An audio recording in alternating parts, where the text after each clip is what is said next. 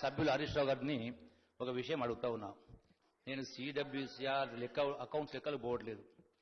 నాకున్నటువంటి అవగాహన మేరకు ఇది గోదావరి మెయిన్ స్ట్రీమ్, ఇక ప్రాణహిత వచ్చి అధ్యక్ష తుమ్మిడిహట్టి వచ్చేది కూడా ప్రాణహిత వచ్చి గోదావరి మెయిన్ స్ట్రీమ్ కలిసి మేడిగడ్డ దగ్గర అదనపు వాటరు ఎక్కడికి వెళ్ళి వస్తుంది?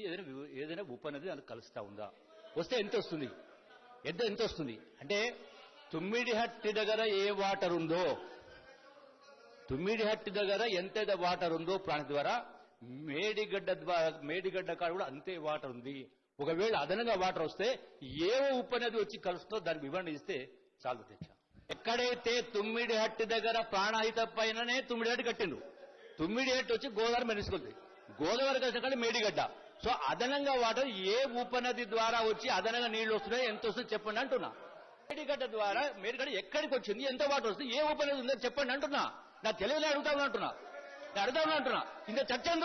ఇంత చర్చ ఎందుకు? అదనంగా వాటర్ వచ్చింది కాబట్టి మేము మేడిగడ్డ కట్టే మీరు అంటా ఉన్నారు. ఆ మేడిగడ్డకు ఏ ఉపనది వచ్చి కలిసింది? ప్రాణహిత కింద ఏ ఉపనది లేదు.